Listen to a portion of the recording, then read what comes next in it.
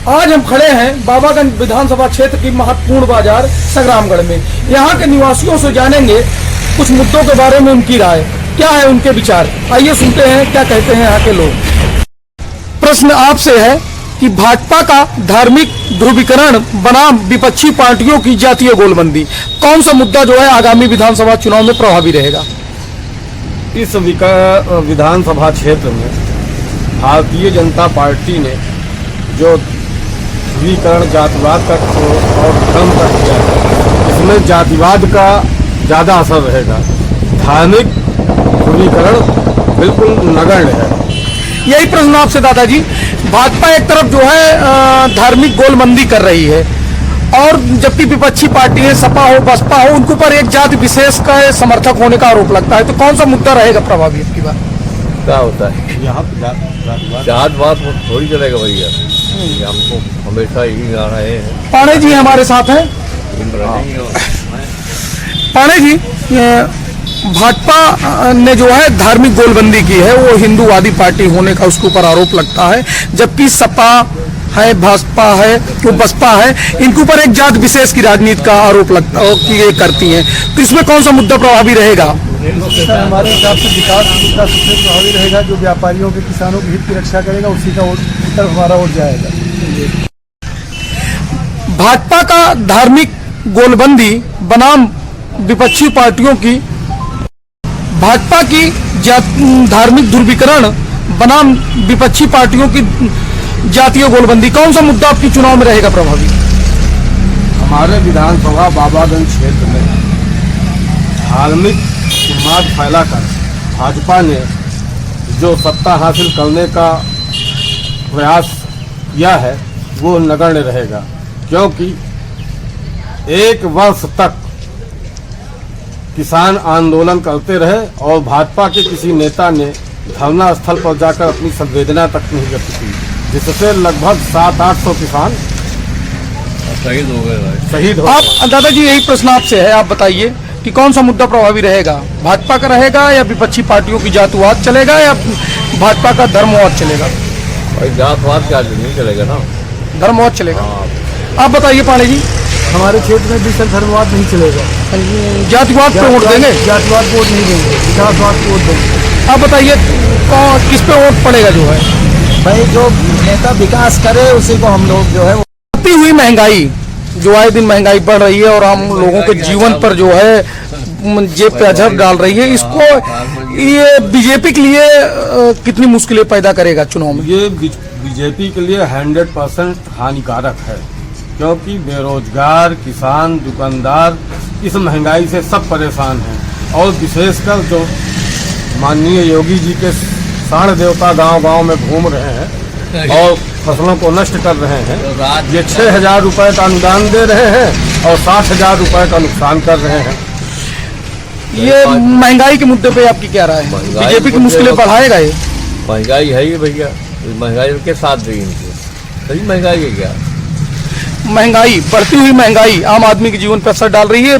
BJP को आपको इसके लिए कितना जिम्मेदार मानते हैं सत्ता से? बीजेपी बहुत बड़ी जिम्मेदार है, क्योंकि महंगाई का पूरा जिम्मा बीजेपी में जाता है। सरकार महंगाई इतनी बढ़ गई कि हर आदमी परेशान है, वो चाहे गरीब हो चाहे मध्यम वर्ग का हो, सब परेशान है। महंगाई के मुद्दे पे सरकार उनकी चल रही है अभी तक, अब महंगाई बढ़ती जा रही है तो हर आदमी परेशान है। माया, योगी और अखिलेश, इन तीनों में आप सबसे बेहतर कानून व्यवस्था किसकी मानते हैं? मायावती। आप बताइए किसकी कानून व्यवस्था बेहतर थी, माया, योगी और मायावती की? आप बताइए, वर्तमान में योगी जी हैं और इसके पूर्व अखिलेश जी थे, उसके पहले मायावती जी, किसकी बेहतर जो है कानून व्यवस्था आपको लगती है? आप बताइए किसकी कानून व्यवस्था बढ़िया? बहुजन समाज पार्टी की राष्ट्रीय अध्यक्ष सुश्री मायावती की पार्टी सबसे अच्छी थी, कानून व्यवस्था उनके समय में चरम पे थी।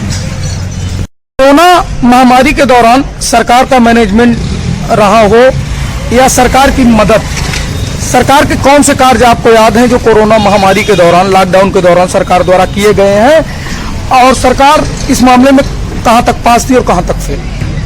पूरे प्रदेश का तो हम नहीं कह सकते या देश का, लेकिन हमारे संग्रामगढ़ बाजार की बात करें तो पुलिस प्रशासन ने पूरे जनता का बहुत अच्छा सपोर्ट किया है। लोगों को अपने हिसाब से घर से निकलने का मौका दिया है यथाउचित, और जो सुविधाएं हो सके, और माननीय नेताजी का भी बहुत बड़ा सहयोग था, प्रमोद तिवारी जी का, जिससे कि हम लोग आज यहाँ पे सब लोगों के बीच में बैठे हुए हैं। कोरोना महामारी पे सरकार द्वारा किए गए कार्यों से आप संतुष्ट हैं? संतुष्ट है। बढ़िया कार्य किए थे।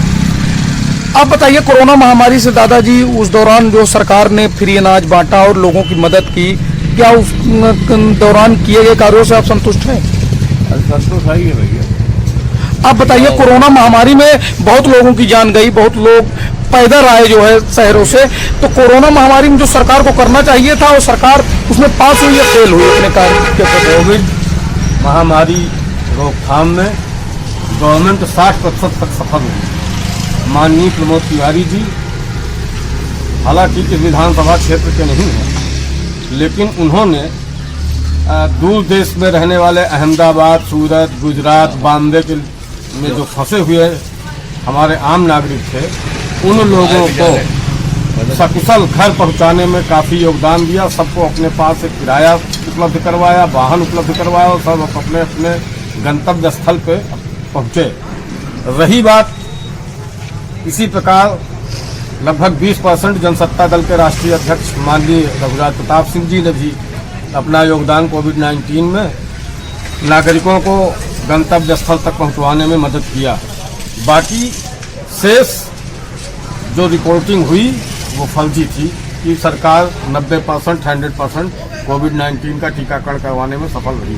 बहुत से लोगों को अभी तक सेकेंड डोज नहीं लगा हुआ है, लेकिन उनके मोबाइल पे मैसेज आ गया है कि आपका सेकेंड डोज लग गया है, जो निंदनीय है। हाँ, लग गया। दादाजी, आपसे है कि अयोध्या में श्री राम मंदिर का निर्माण शुरू हो चुका है, ये सत्तासीन बीजेपी के लिए आगामी चुनाव में कितना फायदेमंद साबित होगा? उसमें फायदे में जो से पोरण कर दिया, कोई करता। आप बताइए, अयोध्या में श्री राम मंदिर का निर्माण हो गया है, भाजपा इसको भुनाना चाहती है कि हम मंदिर का निर्माण करवा रहे हैं भव्य, इससे क्या हिंदू वोट बैंक को असर पड़ेगा?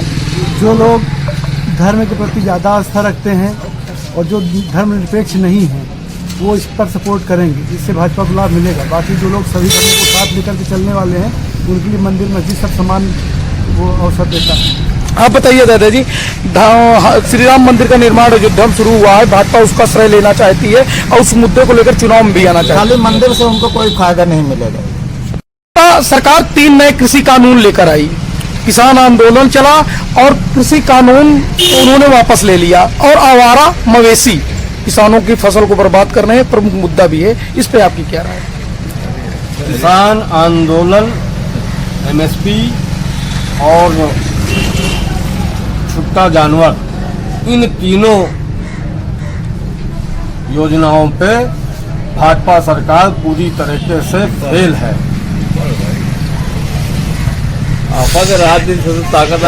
कृषि कानून सरकार लाई और उसे वापस ले लिया, और आवारा मवेशी, इस पर ये भाजपा के लिए फायदेमंद होगा या जो है घाटे का सौदा चुनाव में? घाटे का सौदा क्या फायदेमंद होगा? 4,000 रात की ताकत से मरा जाता है। आप बताइए। कृषि कानून तो सरकार ने सर वापस ले लिया है, लेकिन जानवरों के लिए कुछ व्यवस्था नहीं कर पाए। विशेषकर की योगी सरकार में बहुत दिक्कतें आ रही, लोगों की फसलें पूरी की पूरी नष्ट होती जा रही, जानवर चले जा रहे हैं, इससे भाजपा को नुकसान होगा। अब बताइए, कृषि कानून नुकसान होगा। हाँ। सबका साथ, सबका विकास और सबका विश्वास, बिन भेदभाव अनाज, एलपीजी और मकान देने के दावे के साथ बीजेपी सबका विकास और सबका विश्वास में पास हुई है, फेल? बिल्कुल फेल हुई है, क्योंकि सबका साथ सबका विकास इनका केवल नारा है, धरातल पर ये जीरो है। जो इन्होंने 5 किलो राशन फ्री किया है, 35 किलो राशन फ्री किया है, 5 महीने से फ्री बांट रहे हैं, इसका भाव हम ही जनता के ऊपर जाएगा, ये अपने पास से थोड़ी दे रहे हैं। बीजेपी सरकार जो अपने दावे हैं, सबको फ्री अनाज, एलपीजी गैस देना, मकान देना, इस पर पास है, फेल? एलपीजी गैस या फ्री में हमारे ऊपर बढ़ा दिया, खाने को तकलीफ तो है। आप बताइए, सबका साथ सबका विकास, सबका साथ सबका विकास में जहाँ तक बात है, इसमें जो पात्र हैं उन सभी लोगों को मिल नहीं पा रहा है, और जो भी इसमें कर्मचारी हैं वो लोग लिप्त हुए हैं और सही पात्रों को अनाज मिल नहीं पा रहा है, इससे लोग परेशान हैं। सबका साथ सबका विकास, इस दावे के साथ बीजेपी फिर से मैदान में है क्या? और जो उसके बीजेपी इस बार नहीं आएगी। सपा भाजपा, जनसत्ता और बसपा और कांग्रेस ने अपने उम्मीदवार बाबागंज विधानसभा क्षेत्र में घोषित कर दिए हैं। इनमें सबसे बेहतर प्रत्याशी आप किसे मानते हैं? जनसत्ता दल से माननीय श्री विनोद सरोज जी, जो विगत 10 वर्षों से क्षेत्र का निरंतर विकास करते चले आ रहे हैं और हम लोगों का पूरा सहयोग जनसत्ता दल को रहेगा। सबसे बेहतर प्रत्याशी कौन है आपके क्षेत्र से? विनोद सरोज जी है। आप बताइए पांडे जी। विनोद सरोज जी हैं सर। विनोद सरोज। निसंदेह विनोद सरोज जी, सभी लोगों की एक राय है। हाँ।